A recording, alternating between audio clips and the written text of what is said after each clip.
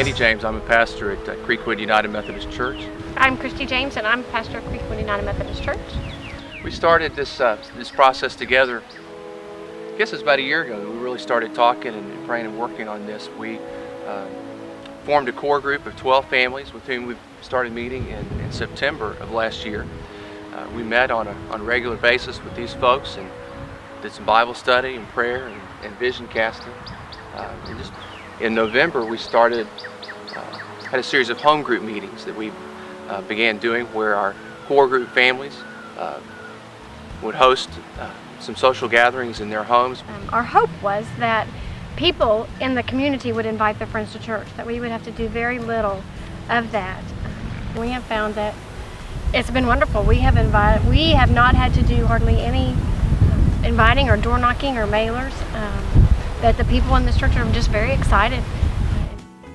It's certainly, have had some people who have told us that they found it a little distracting to worship with a basketball goal over their head, but I think that a lot of those, what I guess would be perceived to be negative barriers are fairly quickly overcome through the warmth and hospitality and the engagement of people in worship.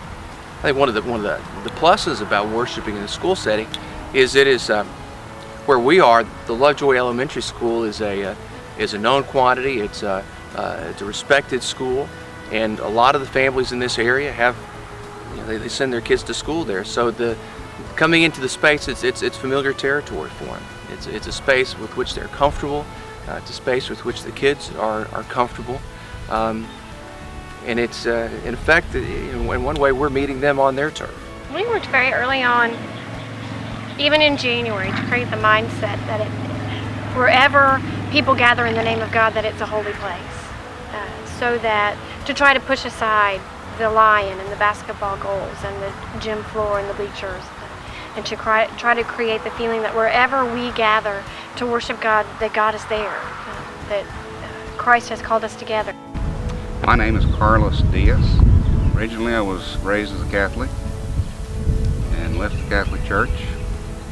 26 years later, I was searching for another church. The good Lord sent Christy and Andy out here to start a new church.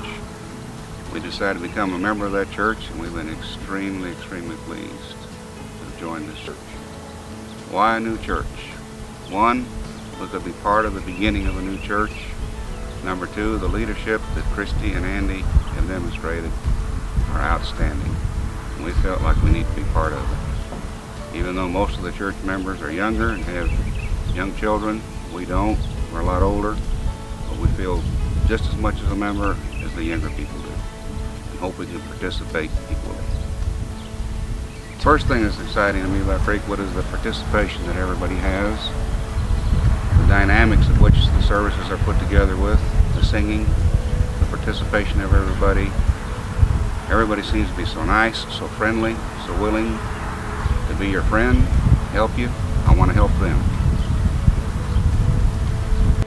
Gosh, we have been blessed in an amazing way with the acquisition of 27.1 acres of beautiful property on the southwest corner of Stacy Road and Country Club Road.